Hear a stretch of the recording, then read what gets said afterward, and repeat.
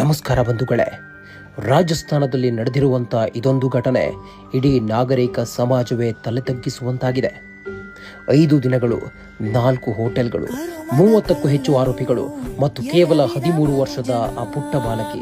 June 18ರ ರಾತ್ರಿ ತನ್ನ ಮನೆಗೆ ಹೋಗಲು 13 ವರ್ಷದ ಬಾಲಕಿ ರಾಮ್ ಬಾಬು ಎಂಬ ಈ ರಿಕ್ಷಾ ಚಾಲಕನ ವಾಹನವನ್ನು ಹತ್ತುತ್ತಾಳೆ.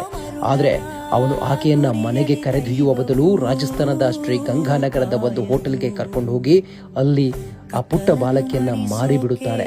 ಮುಂದಿನ 5 ದಿನಗಳು 8ನೇ ತರಗತಿಯಲ್ಲಿ ಓದುತ್ತಿದ್ದ ಆ ಮುಗ್ಧ ಬಾಲಕಿ ಅಕ್ಷರಶಃ ನರಕವನ್ನೇ ನೋಡಿಬಿಡುತ್ತಾಳೆ. 8ನೇ ತರಗತಿಯ ಆ ಬಾಲಕಿಗೆ ಮದ್ಯವನ್ನು ಕುಡಿಸ್ತಾರೆ. ಪ್ರಜ್ಞಾಹೀನ ಸ್ಥಿತಿಯಲ್ಲಿದ್ದ ಆಕೆಯನ್ನ ಜಾಯ್ ಇನ್ ಡ್ರೀಮ್ ಸೇರಿದಂತೆ 4 ವಿಭಿನ್ನ ಹೋಟೆಲ್ಗಳಲ್ಲಿ ಆಕೆಯನ್ನ ಕರೆದುಕೊಂಡು ಹೋಗಿ ದೌರ್ಜನ್ಯ ಮಾಡಲಾಗುತ್ತೆ. ಇದು ಕೇವಲ ಸಾಮಾಜಿಕ ಜಾಲತಾಣದ ವದಂತಿಯಲ್ಲ. ಸುದ್ದಿ ವರದಿಗಳು ಮತ್ತು ಎಫ್ಐಆರ್ಗಳ ಪ್ರಕಾರ ಆ 5 ದಿನಗಳಲ್ಲಿ 30ಕ್ಕೂ ಹೆಚ್ಚು ಕಾಮುಕರು ಆ ಮುಗ್ಧ ಬಾಲಕಿಯ ಮೇಲೆ ಅತ್ಯಾಚಾರ ಎಸಗಿದ್ದಾರೆ. ಕೆಲವೊಮ್ಮೆ ಒಂದೇ ದಿನದಲ್ಲಿ 6 ಜನರವರೆಗೆ ಆಕೆಯನ್ನ ದುರುಪಯೋಗಪಡಿಸಿಕೊಂಡಿದ್ದಾರೆ ಅಂತ ವರದಿ ಹೇಳುತ್ತೆ. ಈ ಪ್ರಕರಣವನ್ನ ಕೆಲವರು ರಾಜಸ್ಥಾನದ ಎಸ್ಟಿನ್ ಫೈಲ್ಸ್ ಎಂದು ಕರೆಯುತ್ತಿದ್ದಾರೆ.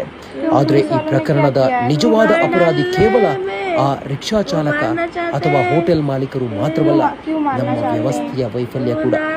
ಸುಮಾರು 8 ತಿಂಗಳ ಹಿಂದೆಯೇ ಶ್ರೀ ಗಂಗಾನಗರದ ಕೆಲವು ಹೋಟೆಲ್ಗಳಲ್ಲಿ ಅಪ್ರಾಪ್ತ ಬಾಲಕಿಯರನ್ನು ಬಳಸಿಕೊಂಡು ಅಕ್ರಮ ದಂಧೆ ನಡೆಯುತ್ತಿತ್ತು ಅನ್ನುವ ಮಾಹಿತಿ ಪೊಲೀಸರಿಗೆ ಸಿಕ್ಕಿದ್ರೂ ಕೂಡ ಪೊಲೀಸರು ಸುಮ್ಮನಾಗ್ತಾರೆ. ಶ್ರೀ ಗಂಗಾನಗರದಲ್ಲಿ ಯಾವುದೇ ದೊಡ್ಡ ಪ್ರವಾಸಿ ತಾಣವೂ ಇರಲಿಲ್ಲ. ಆದರೂ ಅಲ್ಲಿ 150ಕ್ಕೂ ಹೆಚ್ಚು ಅಕ್ರಮ ಹೋಟೆಲ್ಗಳು ಕಾರ್ಯನಿರ್ವಹಿಸುತ್ತಿದ್ದವು ಎಂಬ ಆರೋಪಗಳಿವೆ. ಅಂದು ಅಧಿಕಾರಿಗಳು ಸಮಯಕ್ಕೆ ಸರಿಯಾಗಿ ಕ್ರಮವನ್ನು ಕೈಗೊಂಡಿದ್ದರೆ ಇಂದು ಈ ಅಮಾನವೀಯ ಘಟನೆ ನಡೀತಿರಲಿಲ್ಲ ಎಂಬ ಪ್ರಶ್ನೆ ಜನರಲ್ಲಿ ಕೇಳಿಬರ್ತಾ ಇದೆ. ಆದರೆ ಇವತ್ತು ಇಡೀ ನಾಗರಿಕ ಸಮಾಜ ತಲೆ ತಗ್ಗಿಸುವಂತಾಗಿದೆ. ಈ ನರರೂಪಿ ರಾಕ್ಷಸರಿಗೆ ಕಠಿಣ ಶಿಕ್ಷೆಯಾಗಬೇಕು ಅನ್ನುವಂಥ ಕೂಗು ಇವತ್ತು ಕೇಳಿಬರುತ್ತಿದೆ.